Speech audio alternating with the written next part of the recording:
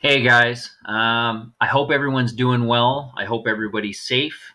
And maybe we've got a little bit of a motivation to jump back into a little bit of math. Um, I'm going to be posting some lessons live, some recorded lessons. This lesson is going to be dealing with some exponential expressions and simplifying those. I'm going to cover a few examples. I'm going to go through relatively quickly. You guys have the option to be able to pause and rewind and listen to something again. This is a relatively new process for me, and so I'm just going to ask you to cut me some slack a little bit until I get the hang of it. Hopefully, that comes soon. As this is digital, let's try to make this as close as we can to our normal classroom.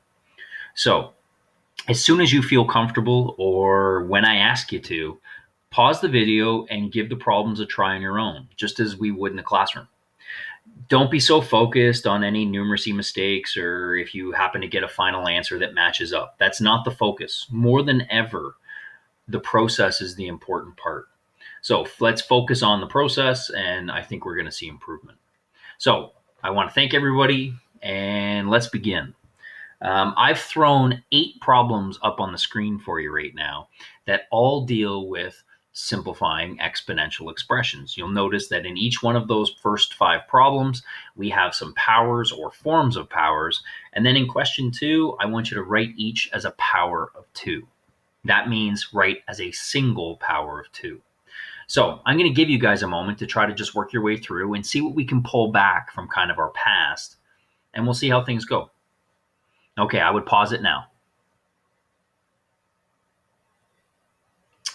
Okay, hopefully that stuff went okay. And for us to just very quickly go through and deal with some of our laws of exponents, you guys happen to have multiplying powers of the same base, so we're all good. That means add those exponents, base stays the same.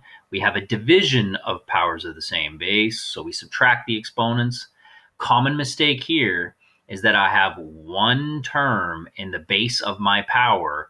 I have to make sure that I apply that exponent to all parts of the term. Common mistake would be to give an answer of 3 m to the 8th.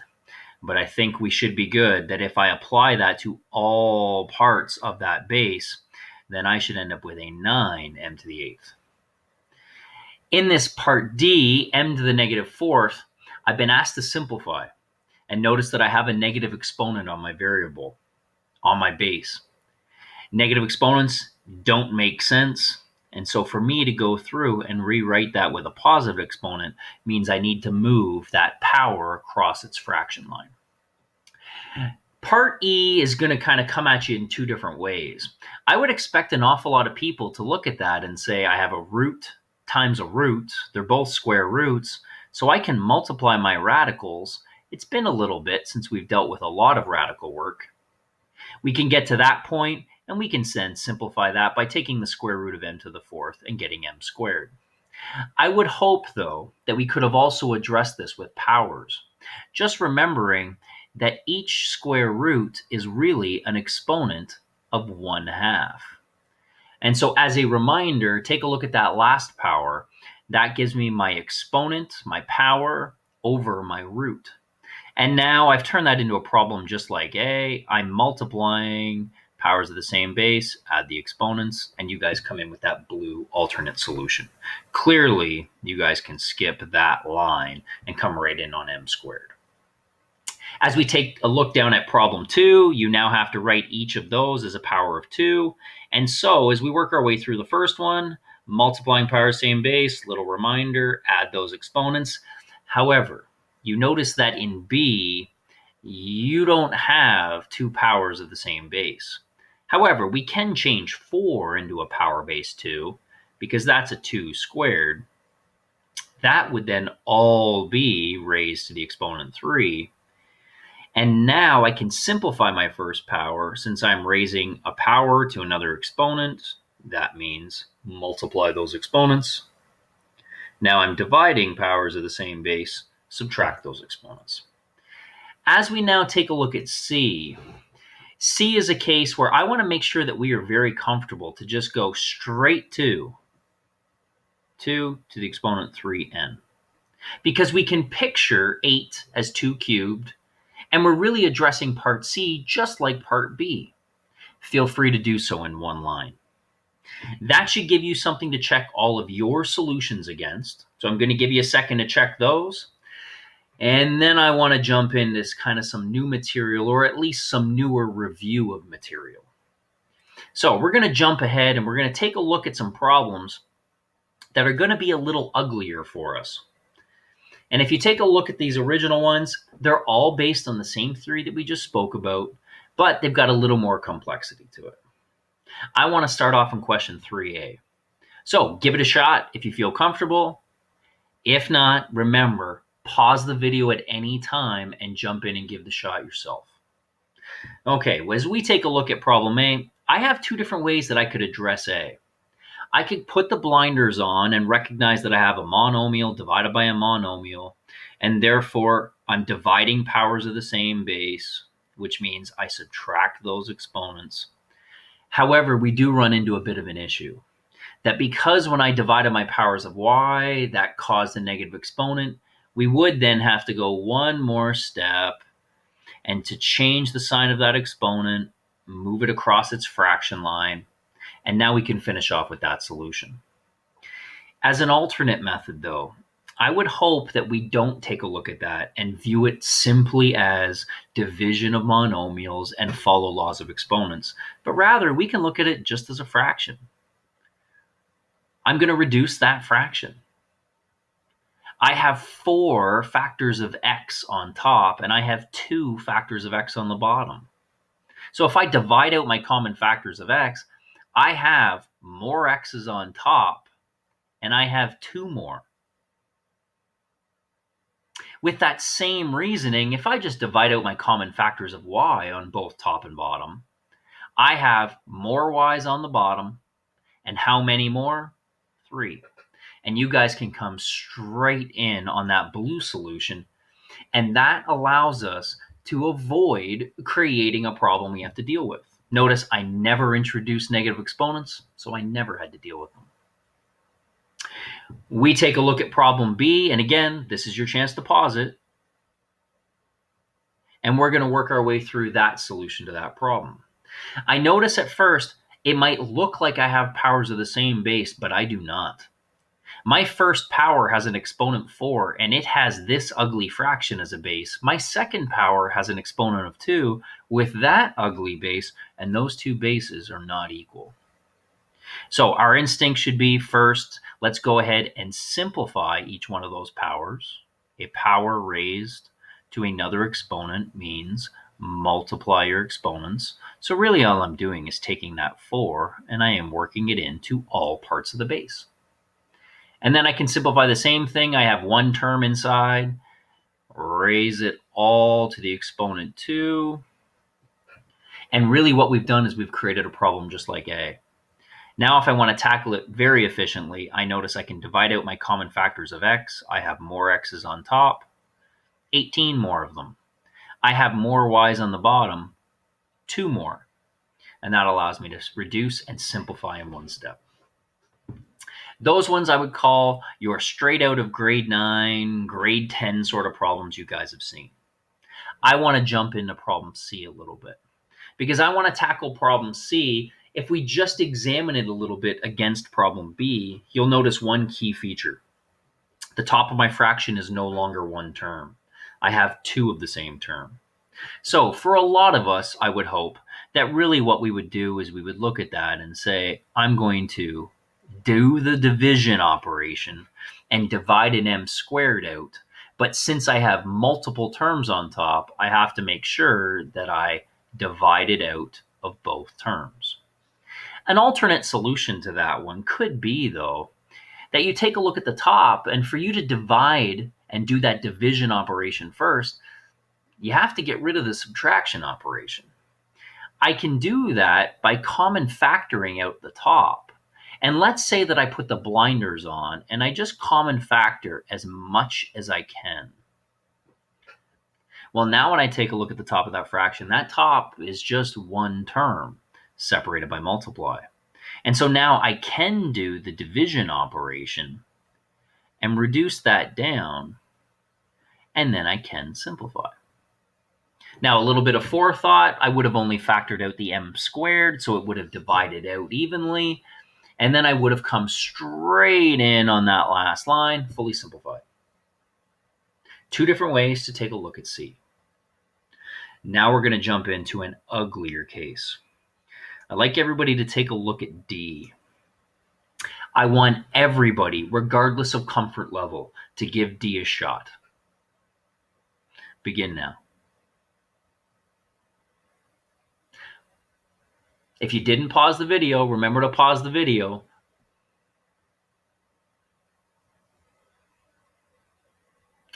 Okay, we should be back.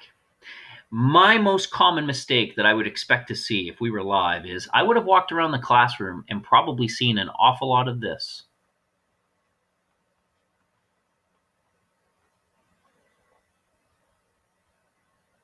As a first line. And if you did do that on the first line, we made a common mistake. I want you to notice up on the top of that fraction, how many terms do you have? You have one. It happens to be a single power raised to the exponent 2. However, look at the base. Your base is not one term, it is 2 terms. I want you to view this very similarly to you guys going back and dealing with this. Because I know that no one would go through and try to simplify that and tell me that you get x squared plus 9. Don't confuse when we have a monomial as the base of a power versus a term or expression with more than one term.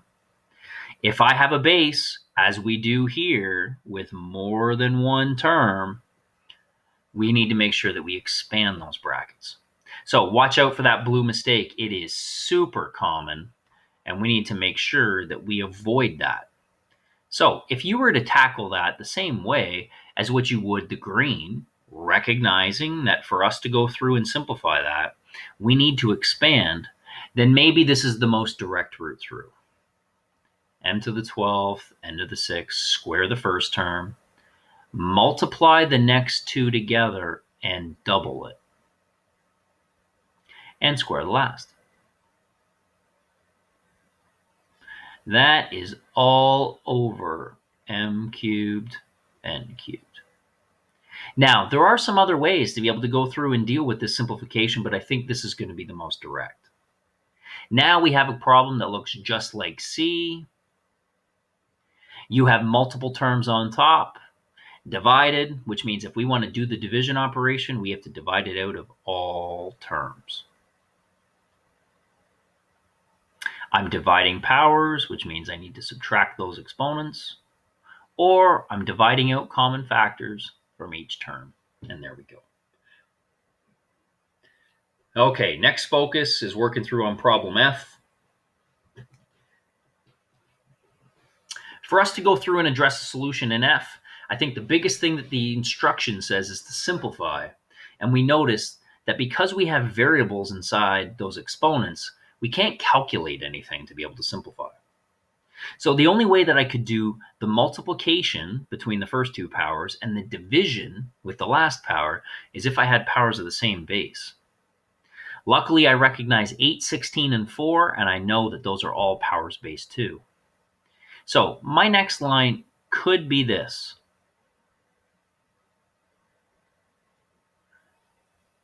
Me putting on the blinders and writing down each of those bases to the power as a power base 2. But you never have to show me that line. This looks an awful lot like what we worked on in problem 2.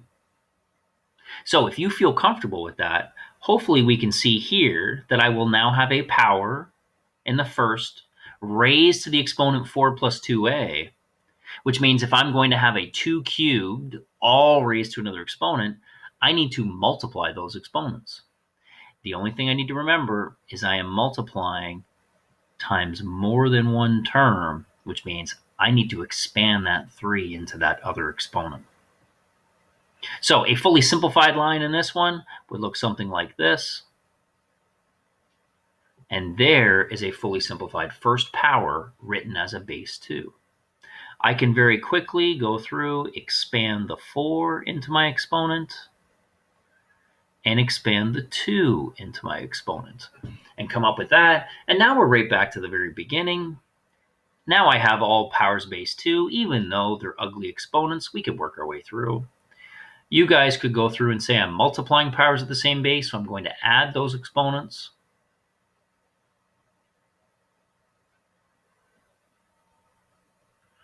And now I'm dividing powers of the same base, so I'm going to subtract those exponents. I would be totally fine with you guys coming right down to the final line. Just notice, though, you could have also given me this answer. Fully simplified, I would have expected that or accepted that.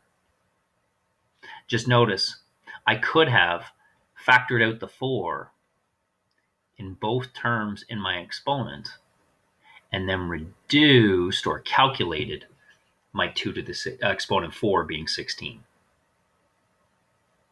There's some of your doozies, or what we're going to work up to is some more complex simplifying expressions. Now what I'd like to do is I'd like to jump in and us deal with a different instruction, that being to evaluate. So if we can recognize then that when I change that instruction to evaluate, what we're really talking about is calculating, then what we're going to do is we're going to work our way through and we're going to calculate each of these expressions. That means we have to get down to a number answer. And so to work our way through on A, I'm hoping that we remember that that denominator will act as a root, and the numerator of that will act as what we normally refer to as a power. We could view 16 to the exponent 3/2 as 16 cubed all to the exponent 1/2, which then means we need to take the square root of 16 cubed. I'm going to bet and say nobody knows what that is off the top of their head. So instead of dealing with that exponent and the top of the exponent first, I think our most efficient method is going to be, can we go through and deal with the root first? If we can view 16 to the exponent 3/2 as let's take the square root of 16 first and then cube it, I think we're going to find that that becomes an easier way to calculate all these roots in our head. Now, let's take a look at the next power. It's a power base 16 as well.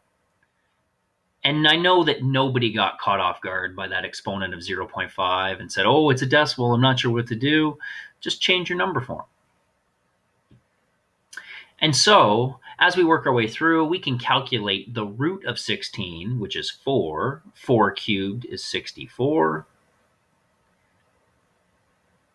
We can then add to that the square root of 16, which is 4, and come right in on 68.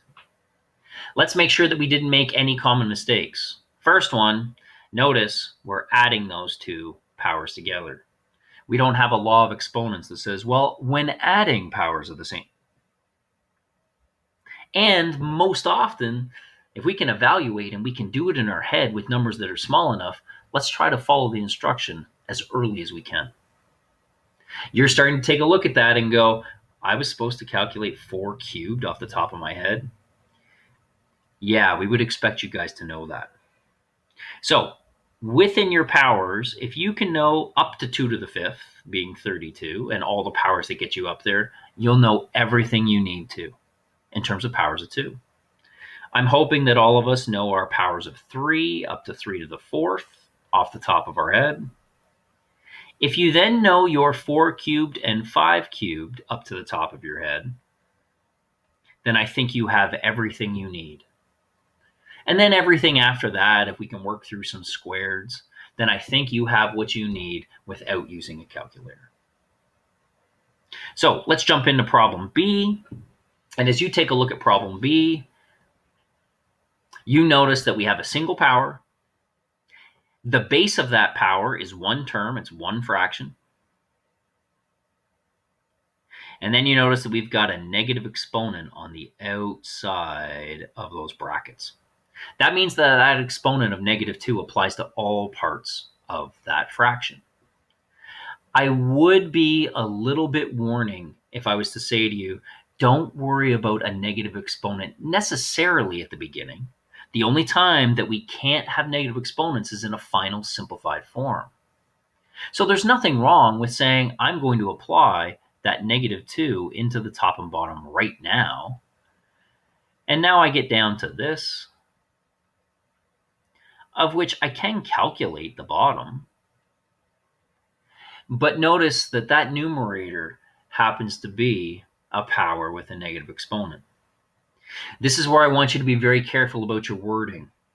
You had a chance to work your way through problem 1 where you had negative exponents, and I want you to think about how you think of dealing with negative exponents. I've said a number of times, to change the sign of an exponent, you move its power or the power across its fraction line. Sometimes people get taught that to go through and deal with a negative exponent, you flip it. And when you flip it, you get a positive exponent.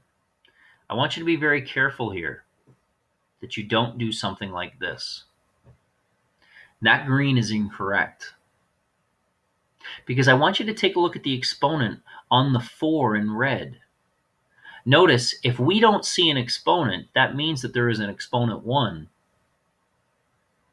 And if I then flipped that 4, shouldn't that have an exponent of -1? The common mistake for a lot of us is that if we think flip it, we're going to make just that mistake. Rather, to change the sign of any exponent, you move its power across the fraction line, which means I need to take that power, and since it's a monomial, move it across its fraction line. And so in this case, then, I have my 1 over, that 3 squared is now going to come down onto the bottom with the 4, and that's going to reduce down to a 9 times 4, 36. Be careful on the flip it. The other strategy for us to work through is to say, well, maybe I'm going to deal with that negative exponent first. And since I have my fraction as my base, maybe my focus is to deal with that fraction and say, well, I know that if I flip the base of my power,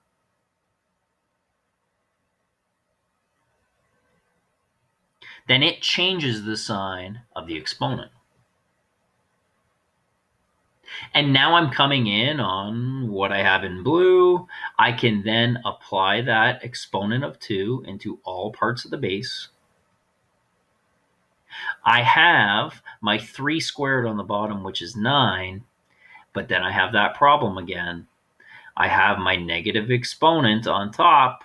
To change it, the sign of the exponent, move the power across its fraction line, which means that I'm now going to have that 2 squared coming in on the bottom, and there's my 1 over 36. The last problems that I would like to get to are the problems you see in C and D. Similar to before, give it a pause if you want to try it on your own. I think these are both good problems to try to kind of fish out a little bit. What are the common mistakes that you may make as you go through to simplify powers? Okay, we should be back and ready to go through and deal with the solution in C. I notice that I have an exponent of 1/3 on my entire base. I can think of that if I want to as blindly applying to both the top and the bottom. But I also notice that 1/3 means cubed root. And so if I went to take the cubed root of 1/8, that's simply going to give me 1/2. I can evaluate it right away. Keep in mind, what the cubed root is asking is what factor 3 times would give me 1/8. What thing, when multiplied 3 times, would give me 1/8? And there's my 1/2. An alternate way to look at that can be that you're going to take the cubed root of the top and the cubed root of the bottom. And so the cubed root of 1 is 1, and the cubed root of 8 is 2. But as much as we can start to think about that base, that fraction of 1/8, as a value unto itself, the better off we'll be. You guys can see the next expression is the cubed root of 27. My base is all one term, so I take the cubed root of all of its parts. Cubed root of 27, cubed root of 125. What times itself 3 times gives you 27. What times itself 123 times gives you 125. There's your 5. Now we work our way into the next. I honestly don't know how you guys work on this one. If I were you, I want to evaluate everything I can. And I can take the cubed root of 8, which would give me 2. But now I would have to apply that exponent of negative 2 to it. Very quickly, though, we could look at that and say, what I have is 4 times 1/4. And for a lot of us, we would have skipped that line and gone right to our 1. And now it just turns into a simplifying fractions expression. We're going to get a common denominator of 10. There's our common size bit. Change a half into tenths. Change 3/5 into tenths. Change 1 into tenths. And we're going to come in on a 9/10 as a final solution. The last problem I want to get to is the one that you guys make your common mistake on the most. And I want you to take a peek at part D. I want everyone to give them a try on D. I'll wait. Pause it now. Okay, we're back. And so, if we were to take a look at D, I would have expected an awful lot of people that did this.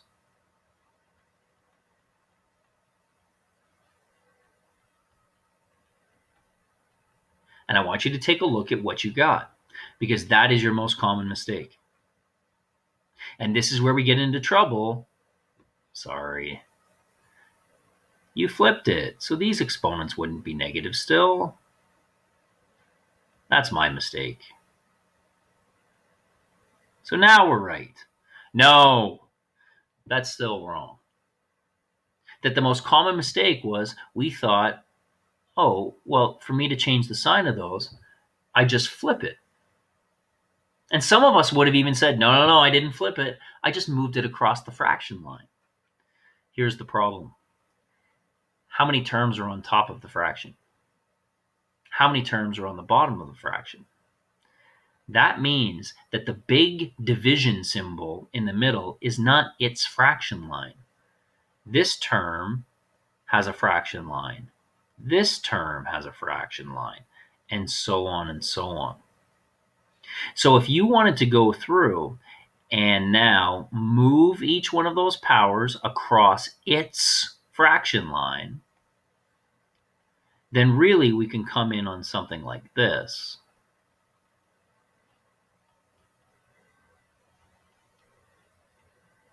And now you're just stuck simplifying everything. So the top is going to have 27ths, which means it's 3 plus 1 of them. The bottom is going to have 27ths, which is then 3 minus 1 of them. That's going to give me a 4 27ths. Now I can see on my denominator, I'm going to have 2 27ths, but if I'm going to divide fractions, that means I have to flip and multiply. I hope no one is wasting any time trying to calculate what 4 times 27 is, because you notice that you can go through and reduce the 27 and even reduce that 4 and 2 by dividing out common factors, and we get down to a simplified version of 2. That would be what I would almost call your blinders on approach, though. I want to show everybody an alternate way to work their way through D, and a way that I think you're going to like better. That if you guys, let me just get rid of those arrows, I don't want there to be any confusion. If you were to work through this blue solution, the issue became about moving across the fraction line was the fact that we had multiple terms on top and multiple terms on the bottom. If I can get rid of the multiple terms on top and bottom, now I have more options. And the way that I can change that top from 2 terms into 1 term is the common factor. I notice that I have 2 powers of 3. So if I factor out a power of 3, then that will leave me with powers of 3. The only question becomes, how many 3's do I want to factor out? Well, when you take a look, generally when we try to common factor, we try to see what is the least number of something. And I notice that the smaller exponent that I have is a -3. If I was to common factor out a 3 to the -3, then I could multiply that to get back to itself. Now, I want you to look inside those second brackets, because clearly that doesn't get me back to the original. Or does it? Notice, I need to take 3 to the -3 and multiply it by something that gets me back to the first term, 3 to the -2. Well, if I just went and I wrote in that exponent 1, then you might be able to see now why when I expand those brackets, that's going to get me back to a 3 to the -2. I'm now multiplying powers of the same base, so I add those exponents. If I want to change the exponent, it means I have to have powers of the same base. Coming up with that second term was a lot easier because I need to take 3 to the -3 and multiply it by something to get back to 3 to the -3. I'm just multiplying it by itself. Now, if I was to look at that at the bottom, kind of in real time, I can factor out the least number of something, my 3 to the -3. What do I have to multiply 3 to the -3 by to get back to 3 to the -2? I want to change the exponent. I need a 1 on that to get back to the exponent -2. What would I now multiply that? Well, it's itself, so I need to multiply that by 1. What you'll notice then is your 3 to the -3 can now divide out. Because the top and the bottom are both factored, they're both one term. And so if I want to divide out common factors, I can see that common factor of 3 to the -3, and I can divide it out right now. Well, my top simply becomes 3 plus 1. My bottom becomes 3 minus 1. And I think you guys might really like that blue solution best. The last thing I want to show you is a very, very quick version of this same problem D. And I just want to show you guys that you have so many options to play with things. So many options to play with things that I want to go through and make sure that you guys are comfortable that sometimes those options can cause problems. You can't really do an incorrect thing. Well, you can, but it's hard to at times. The biggest focus is just, do we make a good decision? Take a look at the top. I could have common factored out a 3 to the -2. I would then say 3 to the -2 times what gives me 3 to the -2? 3 to the -2 times what gives me 3 to the -3? And I could have factored the top that way. Notice I could do the same thing on the bottom, but look at what the rub becomes. Yes, my powers are going to divide out, but on the top of the overall fraction, I still have negative exponents. And so because of my decision to go through and factor out only -2 of my powers of 3, and I chose not to factor out the least number of something, that meant that I was left with negative exponents on the inside, which caused me a problem. So hopefully we can make a good decision then, and you guys like that method, that blue method for going through and simplifying. Okay, I think that's going to wrap up everything for today. Hopefully you guys found this lesson useful. We're going to coordinate how we can deal with some take-up time in terms of practice lessons. But hopefully everything went well and your practice goes well. Thank you.